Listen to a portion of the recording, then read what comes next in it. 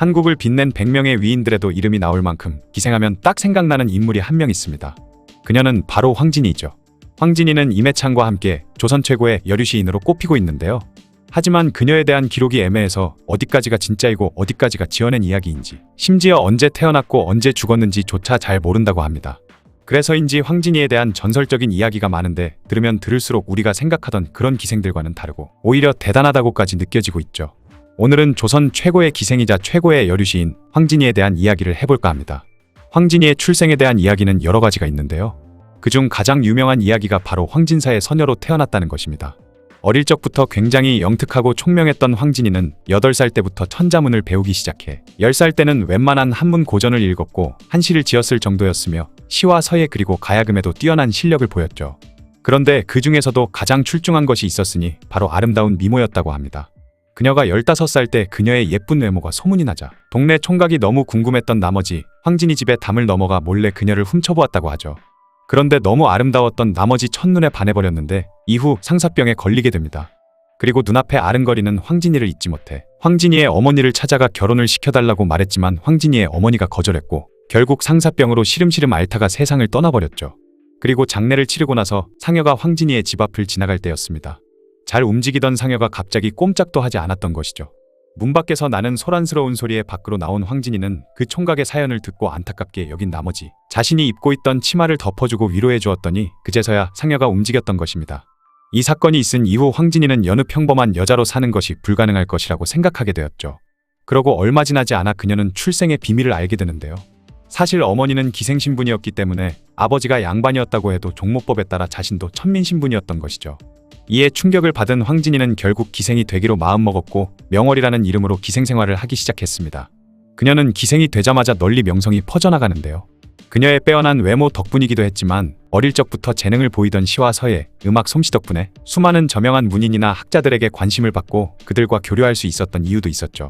그러다 보니 날이면 날마다 황진이를 찾는 남자들로 항상 기생집은 문전성시를 이루었는데 이때 그녀는 허례허식이 가득 차 있는 양반들에게 반감을 가지기 시작했습니다. 또한 그녀는 남자들은 다 똑같다고 생각했으며 속에 든 것 없이 겉만 번지르르한 양반들과 콧대 높은 척하는 이름 꽤나 알려진 명사들을 찾아가 그들의 민낯을 까발려 굴욕을 줘야겠다고 생각했죠. 그렇게 그녀는 살아있는 부처라고 불릴 만큼 10여 년간 면벽수행을 하던 지족선사를 찾아가게 됩니다. 이후 철벽을 치던 지족선사를 결국 유혹하는 데 성공해 함께 사랑을 나누게 되었고 생불이라 칭송받던 지족선사는 그렇게 파괴승이 되어버렸죠. 거기다가 그녀는 왕실 종친이던 벽계수의 코를 납작하게 만들어 주기도 했는데요. 벽계수는 성격이 근엄하고 여자를 멀리할 뿐만 아니라 기방에 일절 출입을 안 하던 인물이었죠. 심지어 그는 당시 최고의 기생이던 황진이조차도 과소평가를 하고 다닌다는 소문이 났던 것입니다. 그 이야기를 들은 황진이는 그의 콧대를 납작하게 해줘야겠다고 생각해 그가 지나다니던 길목에 숨어있다가 그가 지나갈 때 나와서 시를 한 수 읊었던 것입니다. 이 시를 들은 벽계수는 깜짝 놀라 황진이의 얼굴을 보기 위해 고개를 뒤로 돌렸다가 말에서 떨어지는 굴욕을 맛보게 된 것이죠. 이에 황진이는 비웃으며 명사가 아니라 그냥 풍류객일 뿐이네 하면서 그냥 가버렸다고 합니다. 생불로 불리던 지족선사도 파괴해버리고 여자를 멀리하며 명사라고 불리던 벽계수마저 황진이의 미모에 굴복했다는 소문이 널리 퍼지게 되자 당시 뛰어난 문신이던 소세양이라는 인물이 나서게 되었죠. 그는 여색의 혹함은 남자가 아니다. 듣건대 개성의 절색인 황진이가 있다 하나 나 같으면 30일을 같이 살면 능히 헤어질 수 있으며 추호도 미련을 갖지 않겠다 라고 호언장담했던 것입니다.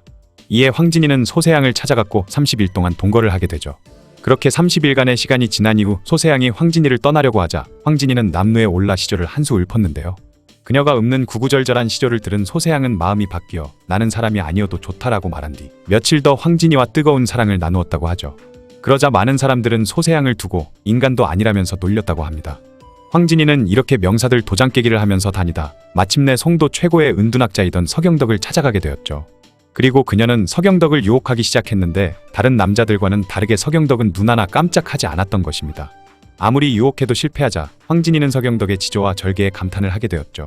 그리고 자신이 한 행동들에 부끄러움을 느끼고 서경덕을 스승으로 모시기 시작했으며 그에게 학문을 배우기 시작했습니다. 유일하게 자신의 유혹에 빠지지 않은 서경덕이 세상을 떠나자 황진이도 기생이를 접고 은둔 생활을 시작했으며 이후 조용히 생을 마감했다고 하죠. 그리고 송도 사람들에 의해 그녀의 시신이 안장되었는데 훗날 선조 때의 문인이던 임제는 그녀의 초라한 무덤을 보고 안타까워하며 아무리 당대 최고로 대단한 사람이었다 하더라도 세월이 지나면 초라함만 남는다는 시를 지었다고 합니다. 현재 북한 남정현 고개에 그녀의 묘가 있다고 하는데요. 묘비 명에는 명월 황진이의 묘라고 적혀 있으며 현재 유적으로 지정되어 잘 정돈되어 있다고 하죠.